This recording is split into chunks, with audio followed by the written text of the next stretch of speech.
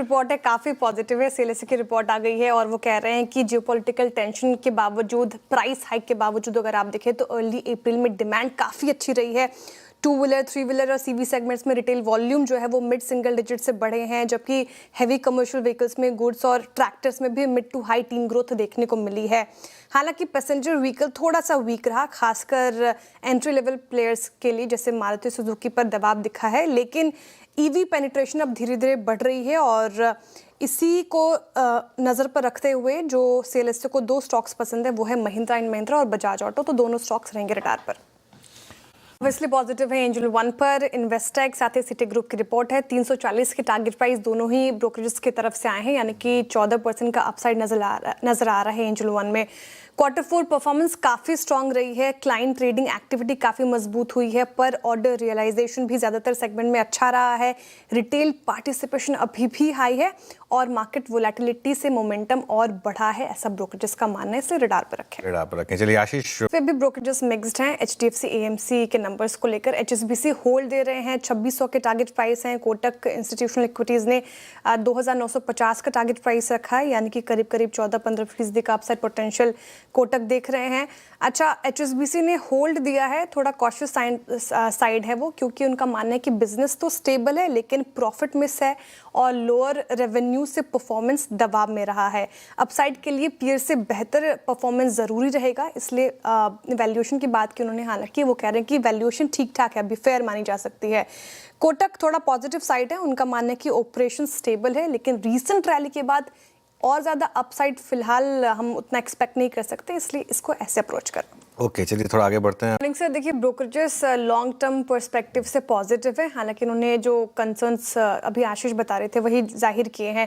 690-810 के target price आए हैं एचडीएफसी लाइफ में, यानी कि करीब 28% का अपसाइड पोटेंशियल जेपी मॉर्गन देख रहे हैं, लेकिन ध्यान रखिएगा लॉन्ग टर्म पर्सपेक्टिव से उनका मानना है कि एपी ग्रोथ काफ़ी कमज़ोर रही है साल दर साल भी अगर आप देखें, और एस्टिमेट्स मिस हुआ है। वीएनबी मार्जिन में गिरावट देखने को मिली जो कि एक्सपेक्टेशन से काफ़ी कम है। कंपटीशन रिटेल ग्रोथ पर असर डाल रहा है, साथ ही एनपीआर सेगमेंट में भी प्रेशर बढ़ा है, लेकिन क्योंकि लंबी अवधि के नज़रिए से रिपोर्ट आई है इसलिए पॉजिटिव है। और एचएसबीसी का मानना है कि परफॉर्मेंस तो काफ़ी वीक रही है क्वार्टर 4 की हर मेट्रिक पर, लेकिन क्योंकि मैनेजमेंट पॉजिटिव है, अब नजरें रहेंगी दो चीज़ पर कि एग्जीक्यूशन कैसे करती है कंपनी, साथ ही ग्रोथ पिकअप एक बड़ा ट्रिगर होगा, इसलिए लंबी अवधि के नज़रिए से पॉजिटिव है। Okay, good morning sir and good morning to everyone. देखिए, विप्रो के नतीजे काफ़ी ख़राब आए हैं, लेकिन ब्रोकरेजेस का जो नज़रिया है काफ़ी मिक्स्ड है। Underperform, sell, buy, hold, neutral तक की कॉल आ गई है, लेकिन ज़्यादातर ब्रोकरेजेस ने कंसर्न ही जाहिर किए हैं। 250 नोमुरा की तरफ से टारगेट प्राइस आए हैं, यानी कि 19% का अपसाइड। वहीं जेफरीज और साथ ही कोटक इंस्टीट्यूशनल इक्विटीज़ की तरफ से 190-180 तक के नीचे के टारगेट प्राइस आए हैं, यानी कि 14-13% का डाउनसाइड रिस्क भी नज़र आ रहा है।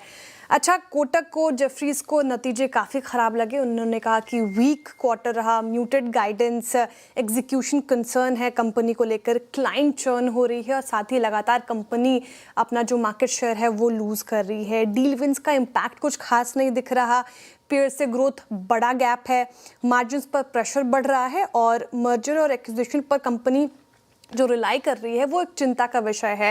हालांकि हरमन एक्विजिशन के बाद थोड़ी सी सपोर्ट मिली है, जेफरीज का ऐसा मानना है, लेकिन कुछ खास यहाँ पर बढ़ोतरी देखने को नहीं मिल रही, इसलिए फाइनेंशियल ईयर 27 और 28 के लिए ईपीएस में 2% की कटौती की गई है। तो ये सारे नेगेटिव चीज़ें जो सामने रखी ब्रोकरेजेस ने, लेकिन जो पॉजिटिव साइड पर हैं, जैसे कि नोमुरा 250 के टारगेट प्राइस उनकी तरफ से आए हैं, उनका मानना है कि क्वार्टर 4 जो नंबर्स है वो मिक्स्ड रहा है। क्वार्टर 1 गाइडेंस एक्सपेक्टेशंस से थोड़ी कमज़ोर रही, लेकिन क्योंकि जो पॉजिटिव चीज़ें थी कि स्टेबल मार्जिन, साथ ही बाईबैक, ये दो चीज़ें पॉजिटिव है। हालांकि शॉर्ट टर्म में जाहिर तौर पर थोड़ा असर पड़ेगा, लेकिन लॉन्ग टर्म में अगर आप बात करें विप्रो की स्टोरी अभी भी इंटैक्ट नज़र आ रही है।